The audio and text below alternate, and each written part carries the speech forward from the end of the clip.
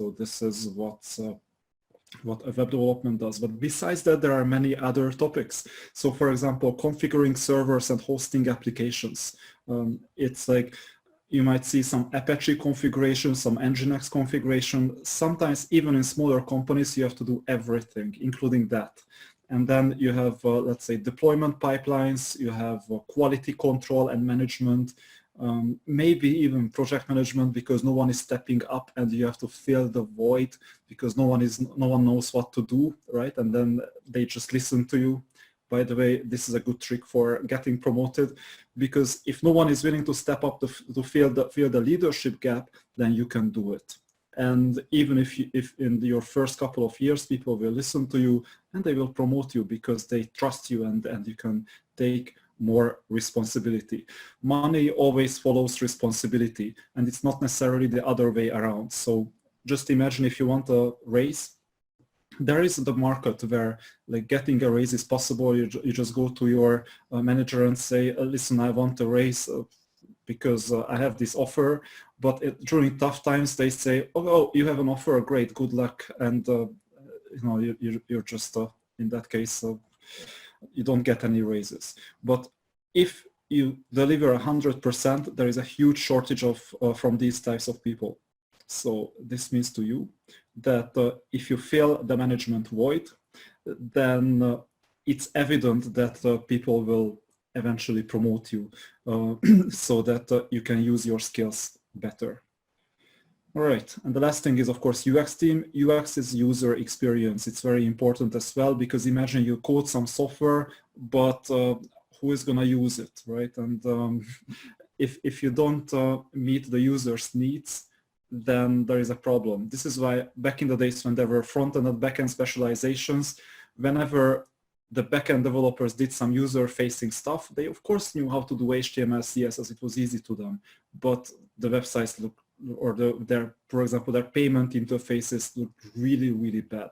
I can still remember some online poker and casino sites back in the days when they had some payment processing in there in the background, and it was done by backend developers. It was like just developed in an iframe, and it's just, oh, it was so horrible to look at it and even use it, that it was it was something that was just tolerated. But if you think about some more recent ideas, for example, Amazon is doing the same thing basically. So what's happening at Amazon is after you purchase something, so not exactly purchase, but add it to your cart and you wanted to check out, sometimes you get such a bad page, like web user experience, that you're wondering what kind of company this is. And Amazon is one of the biggest ones. So the reason why they are doing that is that they can get away with it, because by the time you want to pay, you need the product. And this is why user experience resources were not in there, because frugality is encoded in the DNA of Amazon, by the way. So that's one of their values out of their, or leadership principles out of their 14 leadership principles of Amazon. So if you wanted to interview for Amazon, you would need to figure out some compelling stories that demonstrate the leadership principles in a narrative way. So these are a lot of responsibilities, right? So what you need to do in this situation is to carve out a small niche for yourself where you're going to specialize, because you cannot do everything. So you cannot do everything without exceptions.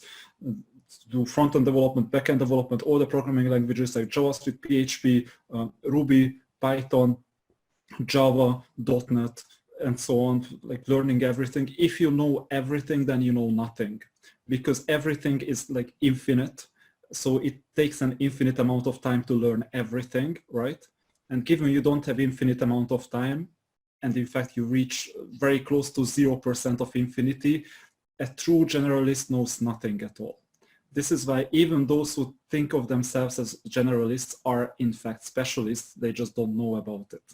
So it's important to know how you specialize. There are 3 types of profiles, by the way. One is generalist, who has a broad knowledge on web development principles and some accompanying knowledge.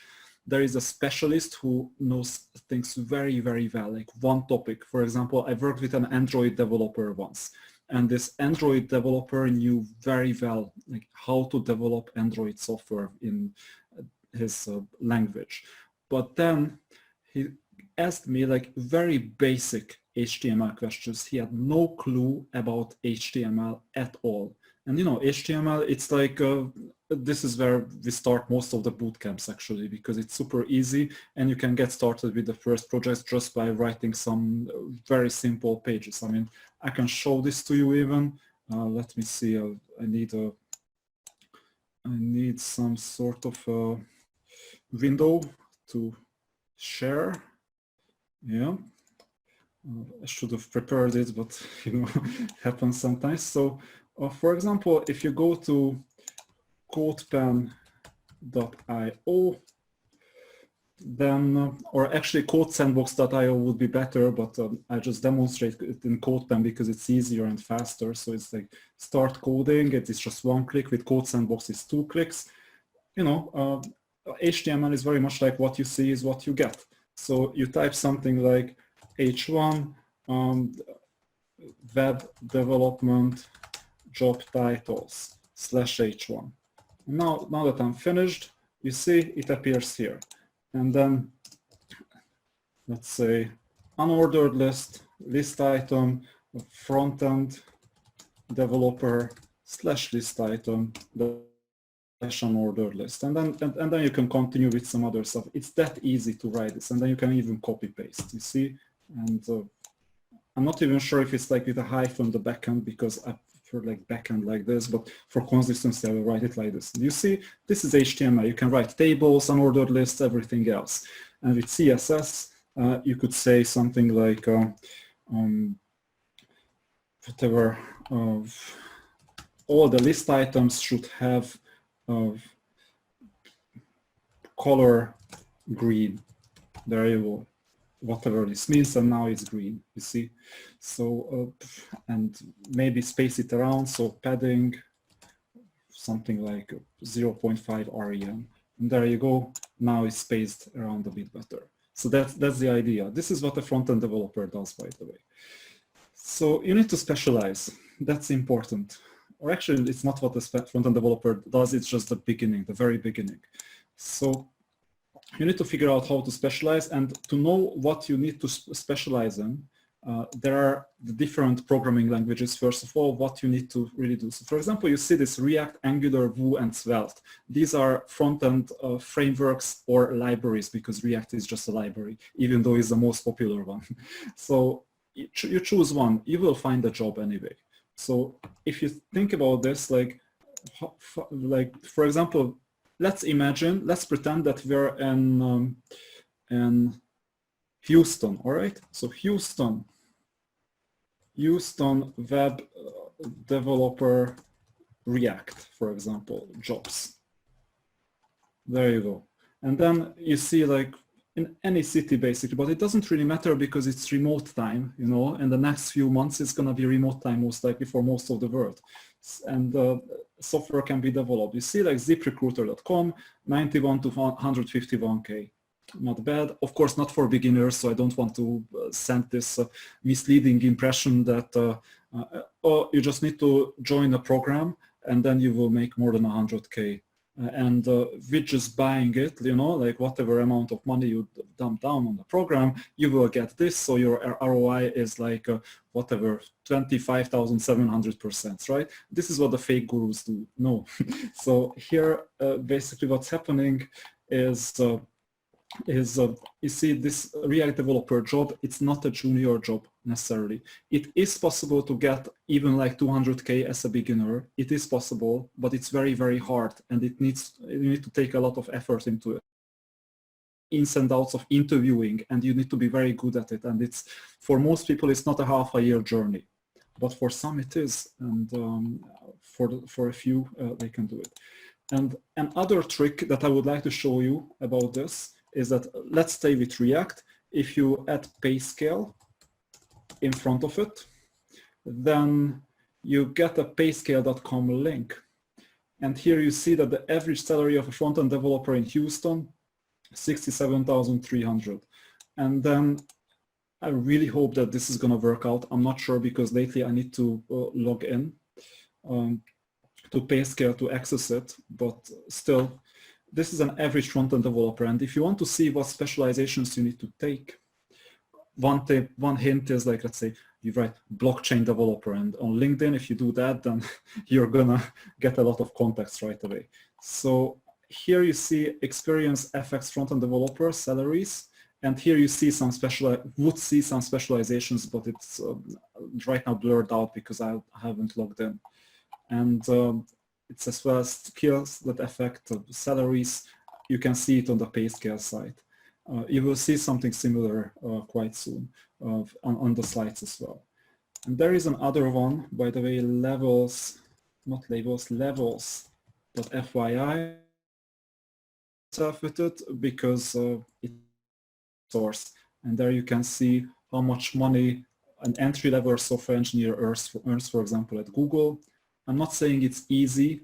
I'm not saying the stock is still worth this much because Google has also taken a hit lately, but still it's like an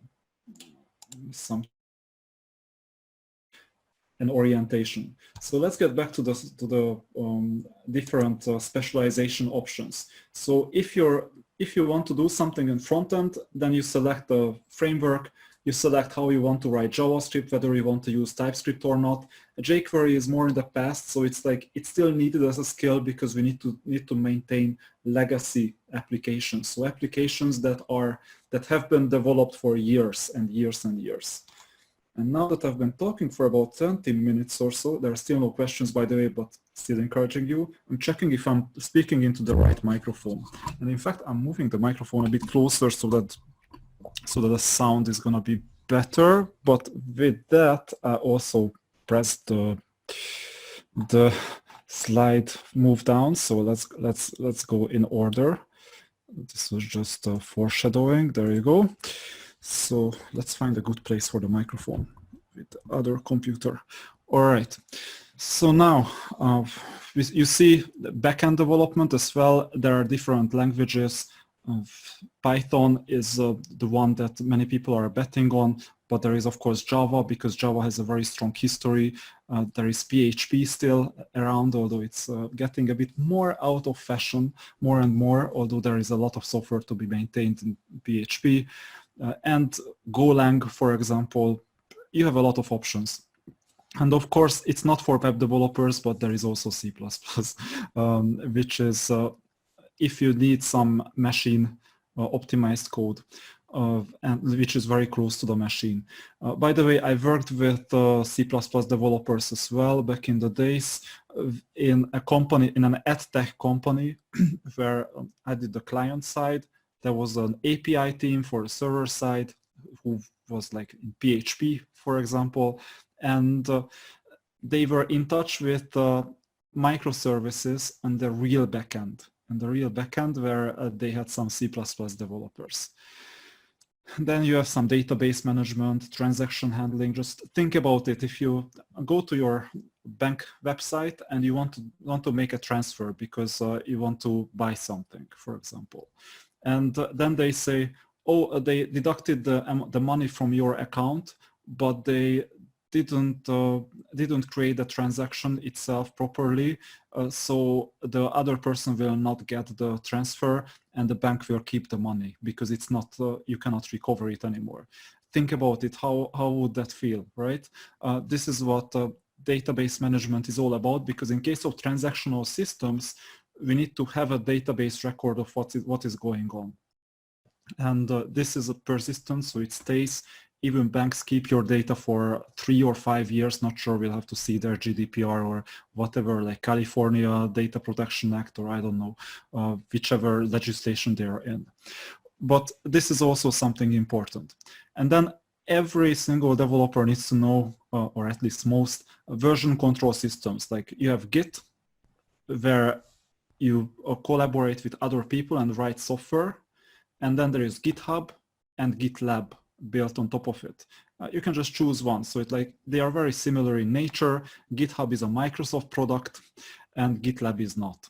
But GitLab is more into, let's say, continuous integration and some other services that companies need in hosting and deploying and testing and so on, the software.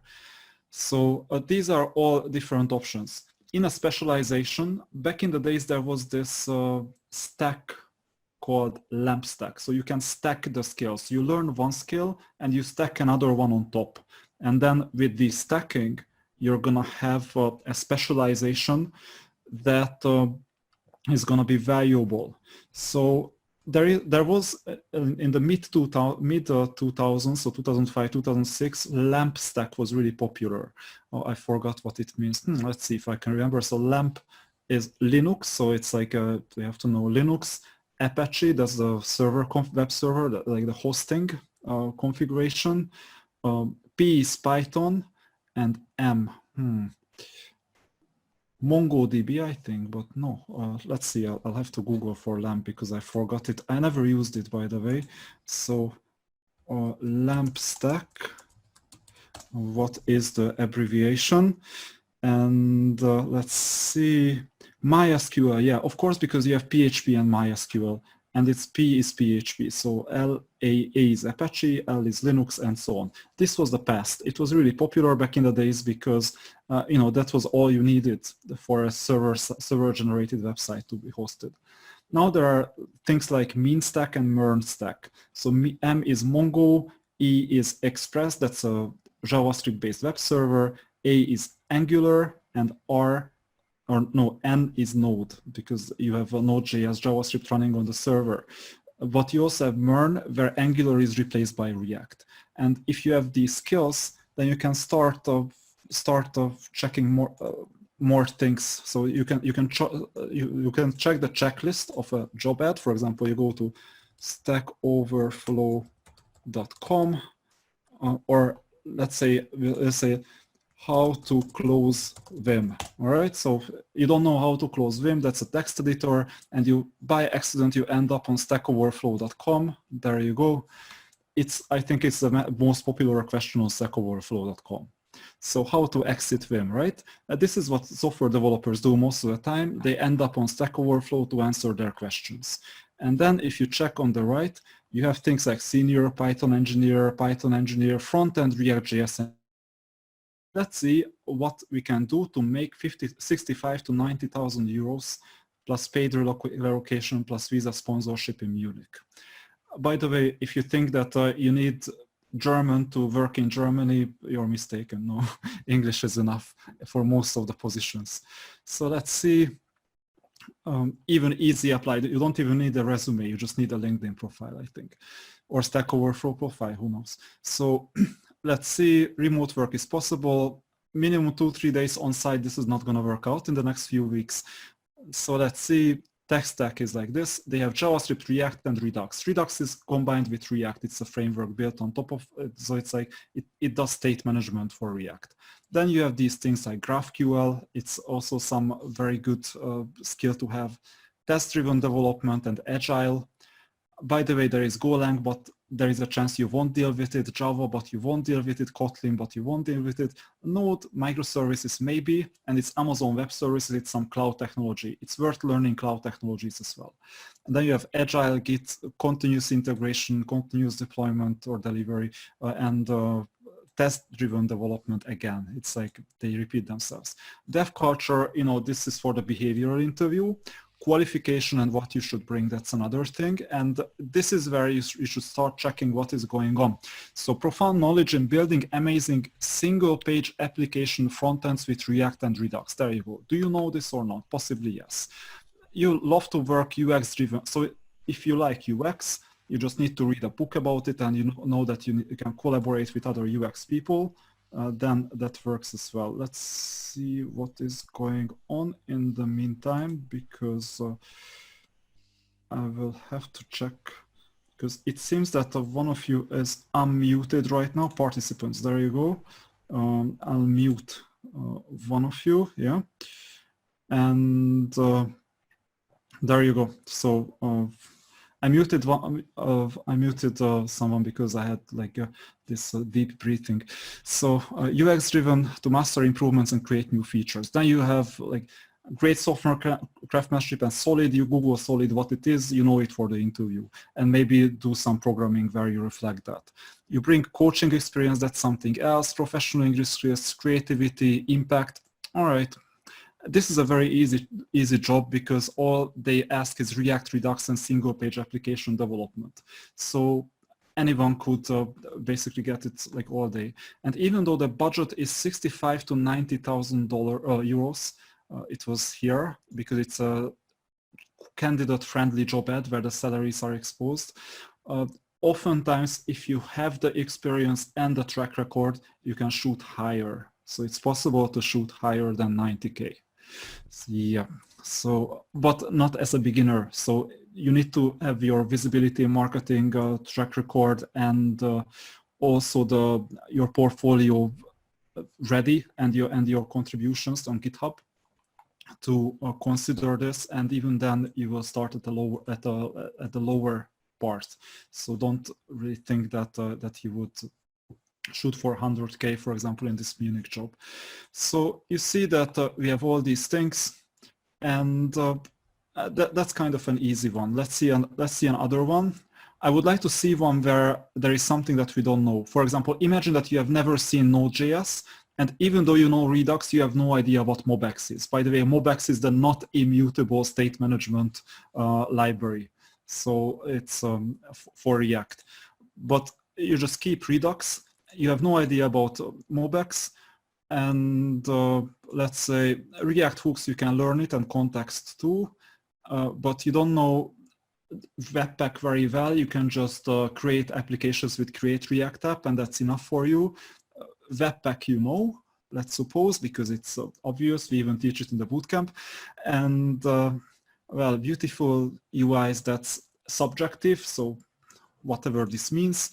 And you see that there are some things that you don't know. Let's suppose you don't know MobX, and let's suppose you have no idea about Node.js and Python, all right? But you know the rest. I encourage you to still apply. What is the worst thing that can happen? The absolute worst thing is that you get rejected, right?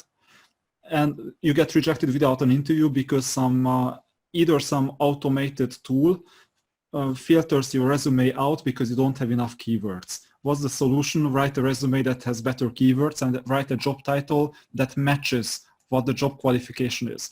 By the way, the number one takeaway from this lesson, what is your job title if you apply for a job? Exactly the job title or something very similar to what they are requesting. So it's like your job title is what your profile is all about. You don't have to currently work in that title. You can have a different title. Also in companies, they have internal titles and external titles. You're free to write whatever you want on your LinkedIn as long as you don't lie. So for example, a lie would be that if imagine that you're, let's say, a manager and you say that you're a director. That's a lie. That's straight up lie. And it's, even though it's technically not illegal on LinkedIn and it's not punishable, well, now with some recession and some other things, if it's happening, then it's always competence wins in the long run, right? So in the short run, you can see that before, in booming times, near the end of booming times, everyone is very smart. Everyone seems to be very smart. But at the end of this recessionary period, those who were just faking all these things just get wiped out completely. So at least most of them. So then the competent people remain. And this means that some obviously build your profile with ethics. But you see, like front-end development and React, that's one option. It's absolutely good. And then you can do a lot of stuff. Do you need to add junior to your profile if you don't have experience? No, you don't. It's not your judgment. It's an internal title. So it's an internal title. If they tell you that you're a junior developer, then you accept it as an internal title. Who cares about it? But you don't advertise yourself as, I'm the junior developer. No. So the last person I know who who branded himself as junior was All Answer Junior in the 90s. He was an IndyCar driver. So because he had an Answer Senior as well. All right. So that's enough. You find some things, you stack your skills, and this defines what kind of developer you are. Then let's say the path to becoming a full stack developer. So here you see, by the way, front end or full stack, that's a good question. We even have a slide about it. I would say if you stack your skills towards full stack, you can do more, but there are other benefits. We'll talk about some of these benefits as well of being a full stack developer, because just imagine if you go to a startup where you can level up the fastest, because in the corporations, everything has momentum. They have planned raises, they have planned promotion cycles like once a year, twice a year. And in a startup, you can just ask for a promotion if you delivered the goods already. So I would recommend starting at a startup and continuing at a corporation, unless you do the job of really doubling down on interviewing. Because if you double down on interviewing, then what you can do is find a FANG job or some FAANG. FANG job is like Facebook, Amazon, Apple, Netflix, Google. So these caliber companies where you can find some jobs, and basically then you can already target high enough salaries that no career development offsets that, or you do freelancing. So you have web development fundamentals as the first thing. Interactive websites comes after. So it's like React, for example, where you can interact with the website and do some things. Think about your online banking software. Think about your stock trading software, anything like that. Then website aesthetics. So it's not response web design, it's responsive web design. Sorry about that. And also mobile first. So for example, if you check a framework like Bootstrap, in Bootstrap, you have these different Bootstrap classes. So it's like there you see that first you design it for mobile device, and then you enhance it continuously for like other wider screen sizes. So that's also one thing. You have Git, and you also have server-side development, databases, and so on. So you have all these different paths. You can obviously read it and rewatch the recording. I'm not going to spend much time about these. So if you check any bootcamp curriculum or any course curriculum or anything, even if you Google or you go to YouTube, you see more or less these topics. And of course, there are other topics like whatever, like microservices. That's a hype topic. Blockchain is another hype topic. What else? There is web workers. That's another hype topic. So there are many. All right.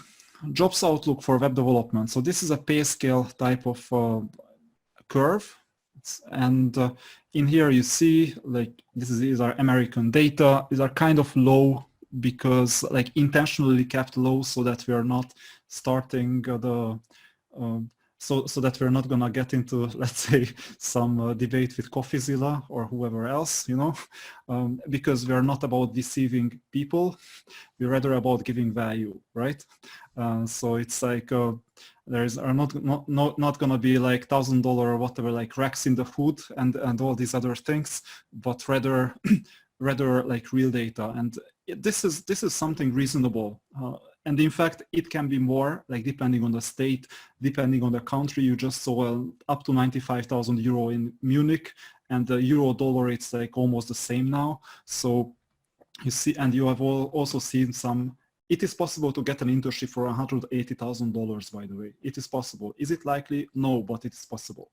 So you see that at the very top, basically the sky is the limit.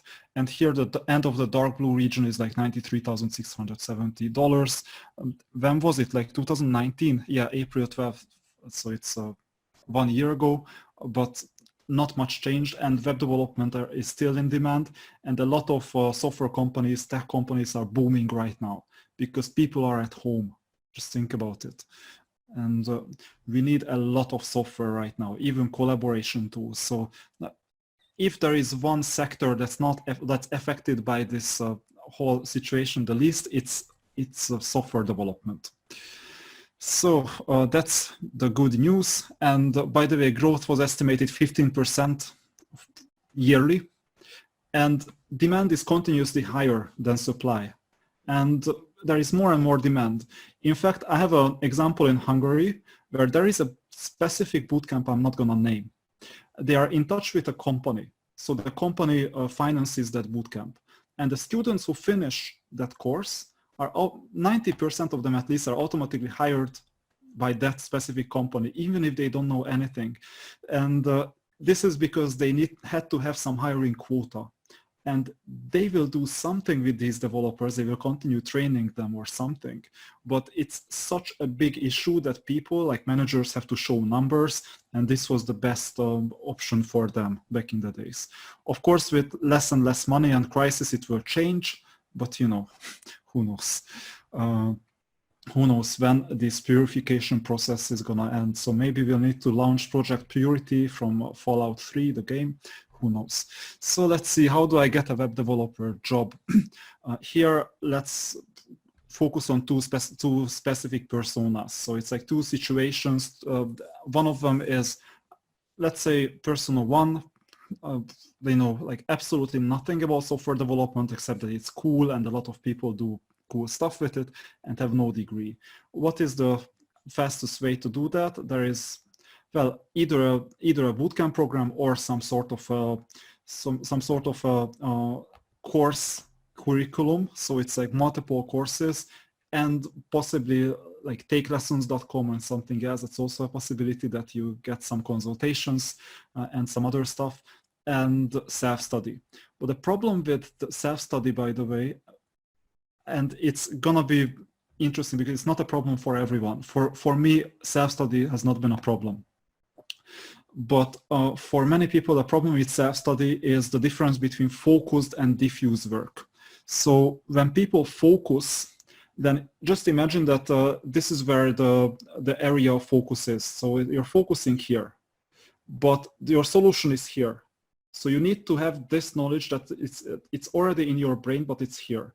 But as long as you're focusing, you cannot do this. And what do most people do? They focus even more and they freak themselves out over like 3, 4, 5 hours, and they cannot solve the problem. This is when, by the way, based on my experience, the bootcamp, when a bootcamp can work, is that students come with their problems. They say they have been like bashing their head against the wall for like 5 hours, and they couldn't solve it. And then I go there and listen, have you tried this? And said, no, like why? Then try it. And the student solves the problem in 5 minutes with just one idea. And with this idea, of course, it's guided. So it's the solution is a bit guided, but with this, it's a lot of time saved, and it's a memorable experience because the student tried a lot of things. They were too much in here, while the way to solve the problem would have been to stop doing what the student was doing, the focusing. That's why the Pomodoro technique works, by the way. Go away and like do coffee or whatever, like sing something or train or do some workout, you know, like it's important anyway.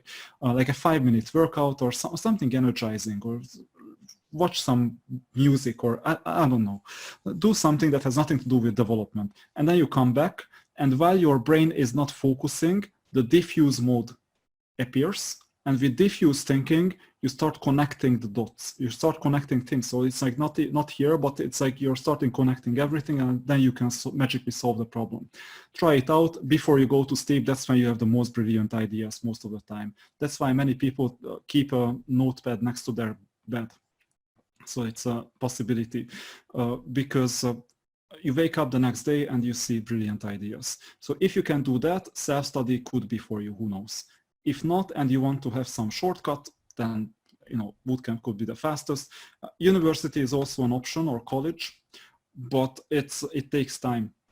It takes time. It gives you more guarantees, though, in terms of the degree that you get. But it comes with an opportunity cost. It costs a lot of money or a lot of time outside work that you cannot earn. So it's either way, it costs money. So that's persona 1.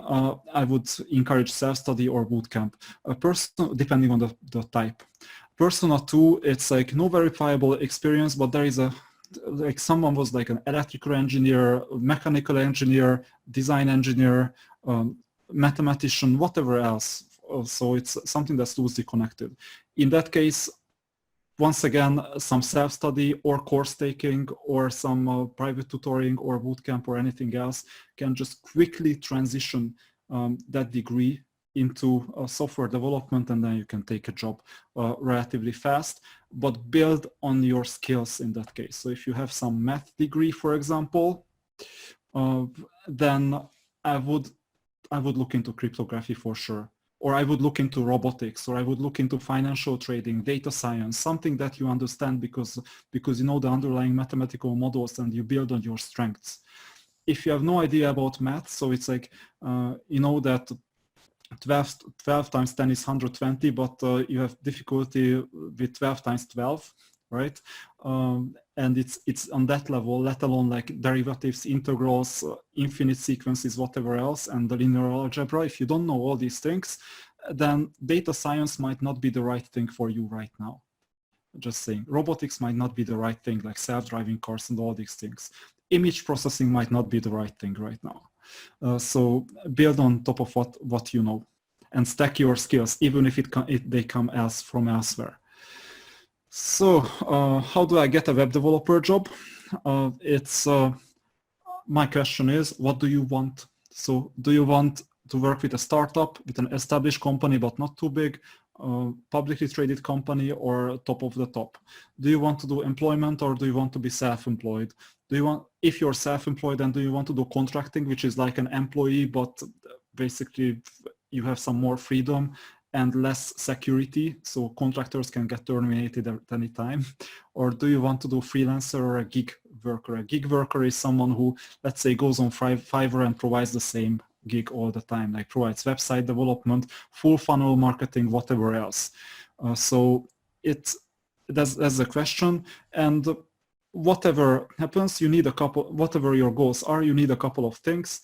You need some materials and an online presence. So this means that you need to know some basic things like HTML, CSS, JavaScript to host some websites, or Bootstrap or WordPress or whatever else. And once you host those websites that you have with your portfolio items, that can be simple work items, then you can showcase what you know. Freelancing, you can start freelancing at any time. Your experience will be proven by the 5-star reviews that you get on Upwork or VWorker or whatever. They have, like freelancer.com, all these sites are possible to get started. TopTal, if you get in, 3% gets in, or 3.6, but then they fire like 20%, so 3% get in. And you can do that, no problem. So that's a possibility. But there are many other options as well. So build your portfolio, be active, write code, and not just passively consume materials, because that's when you really level up. And then apply often, network. So now there are online communities instead of the live meetups. That's also a thing right now. And there you can as well get in touch with other people. So career path for web developers. This is what I promised, that you don't have to go into management if you really want to get up in the ranking. So you see Google, for example, you have engineer levels like 2, 3, then you have the senior, you have the staff, senior staff, principal, distinguished, and fellow. I mean, not many people have seen a fellow, but still. And that's the individual contributor path, level 10. You see, level 10 is very high. Also in Microsoft, like technical fellow, there are principal engineer, there are all these different things. Like you see the levels, how they correspond to each other at different companies like Google, Facebook, Microsoft. But here you also go to manager.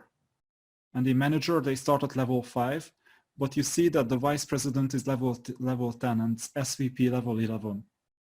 So it's more or less the same, and you can reach vice president level as an individual contributor. It's not easy, but it's also not easy to become a vice president, a VP. So it's the same difficulty more or less. So you don't have to do management if you hate it, just because you want to make more money or you want to grow as a professional. You can stay an individual contributor, and then you contribute to projects and manage those projects from a technical aspect. So you will become a tech lead, for example, no pun intended. So that's an option. Then there is a product path, consulting path, and some others that have not much to do with software development. So feel free to check this out. This is a good resource. So you don't need to do this and do management. And let's see some exit paths. I foreshadowed not too long ago that full stack development may be my choice if I had to choose between front end and full stack. And the reason is that there is one very good exit path. You can create your own business. You can host your web software as a service, and you know how to do the client side, the server side, the database, everything. And this means that even if you don't code yourself because you hire other people, or if you code yourself, that works too, and then it's a one-person business, then you can create brilliant businesses and make money. And your progress is not kept by whatever corporate policies you have, but it's kept by your clients and your popularity, or maybe the throughput of your Facebook ad or Google ad or whatever other advertising or organic traffic reach. So that's also a possibility. But besides business, you can do freelancing, you can do consulting, you can do management, engineering management, product management, project management. These are all possible transitions, and I have seen many transitions in the past. So for example, I have seen from software engineer to product manager. I have done software engineer to engineering manager, then to senior engineering manager. So there are many options, and they present themselves as you take more and more responsibility. So these are all the possibilities. We have talked about this already.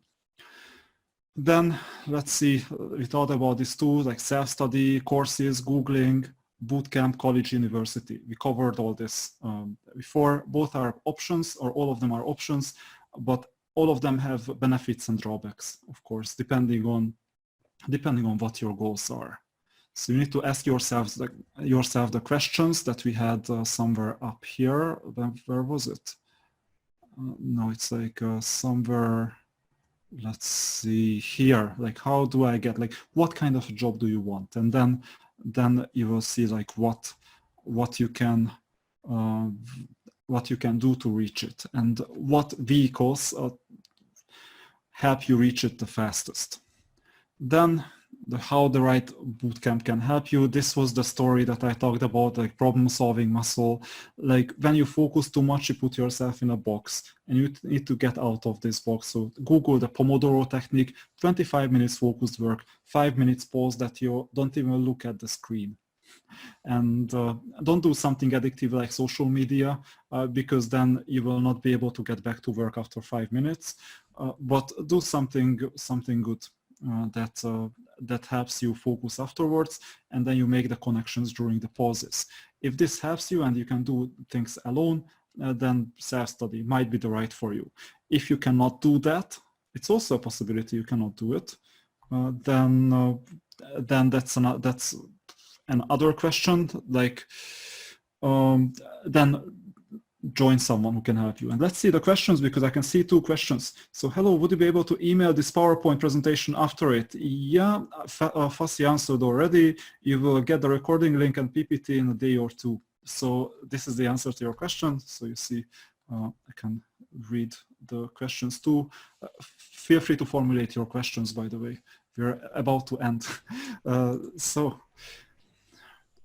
how the right bootcamp can help you. This is one thing. It's also the curriculum is set more or less. So the curriculum is more or less there, and we make sure that you get a specialization that is job ready, market ready. Plus you get a resume, you get a LinkedIn portfolio, some interviews, of course, like simulated interviews possibly, and career consultations. So it's obviously it's a full package. So that's, by the way, now comes the introduction of the bootcamp where I coach as well. It's not guaranteed that you will work with me because there are other instructors, but of course this is the web development bootcamp. It's a half a year self-study. I intentionally removed the parentheses because I created the other parts of the slides. In the parentheses it was like 20 hours or less.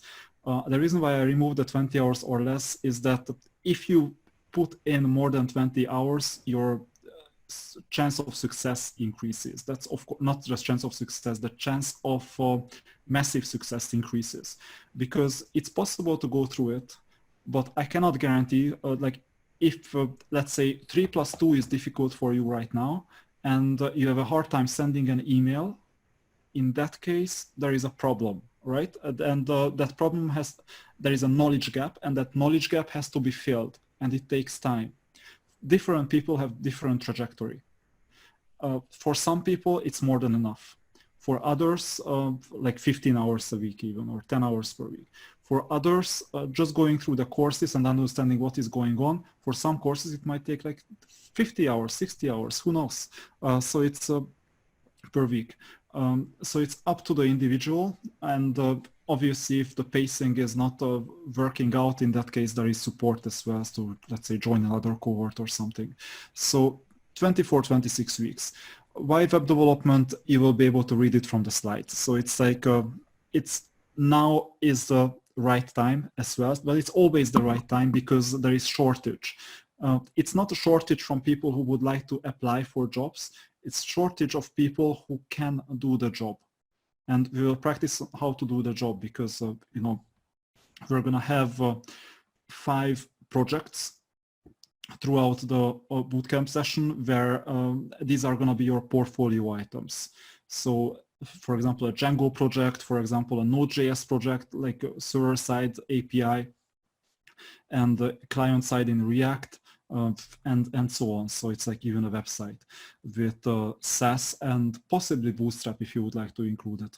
So there are many different options, and the final capstone project as well. And you will be able to showcase all these things to your future employer. Let's see, so I'm enrolled in the full stack front-end backend programming course. Based on your presentation, how will I get to make the decision to choose if I pursue a career in front-end rather than backend? Yeah, it's an agreement with your instructor. So it's more or less not like agreement with your instructor, but it's like if you want to focus on front end more and you want to ignore the Python, the Django, the Node.js, then focus on that skill more, do the absolute minimum on the Django and ask more questions from front end part, because you get all the courses of like they are there.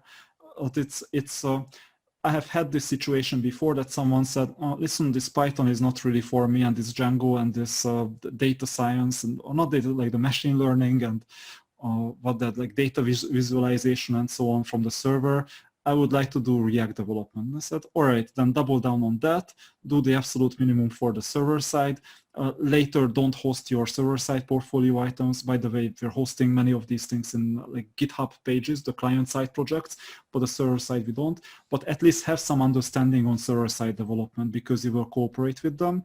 And then they double down on those topics. There is more than enough material on this.